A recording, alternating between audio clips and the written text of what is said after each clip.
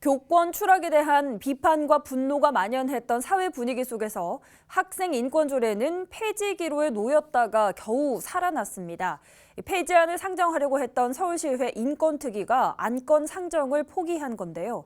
폐지를 주도했던 국민의힘 측은 새해에도 관련 활동을 진행할 예정입니다. 이어서 양진호 기자입니다. 폐지안 상정을 예고했던 서울시의회 인권 권익향상 특별위원회가 돌연 취소되면서 학생인권조례는 폐지를 겨우 면했습니다. 앞서 주민청구로 상정이 예고됐던 또 다른 폐지안도 법원이 상정 집행정지를 결정하며 심사가 연장됐습니다.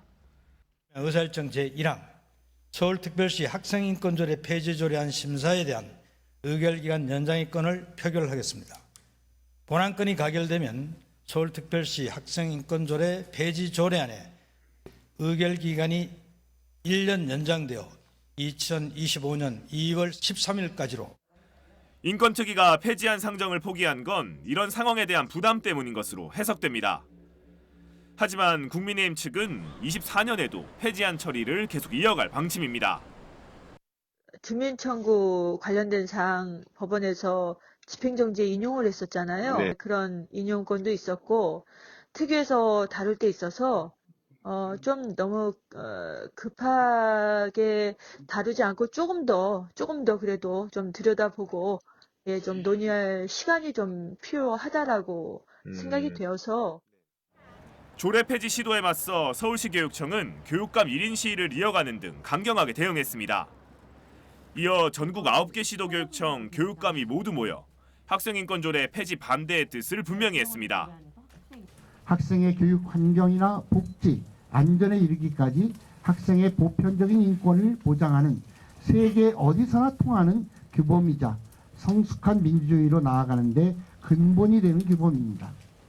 이미 상위 법령에 저촉되지 않는다고 대법원과 헌법재판소에서 판결이 난 조례인 만큼 국민의힘 측의 폐지 시도가 계속 이어질 경우 교육청은 대법원 제소 등 모든 법적 수단을 동원해 대응할 계획입니다.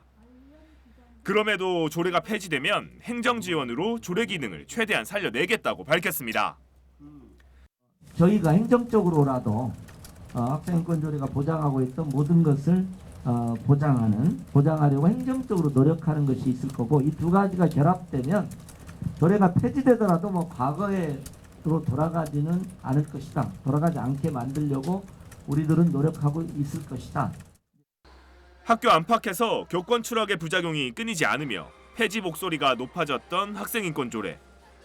교권과 학생인권의 충돌 여부에 대한 논란은 24년까지 계속 이어질 것으로 보입니다. BTV 뉴스 양진호입니다. BTV 뉴스를 더 많이 보고 싶으시다면 여기 구독 버튼을 눌러주세요.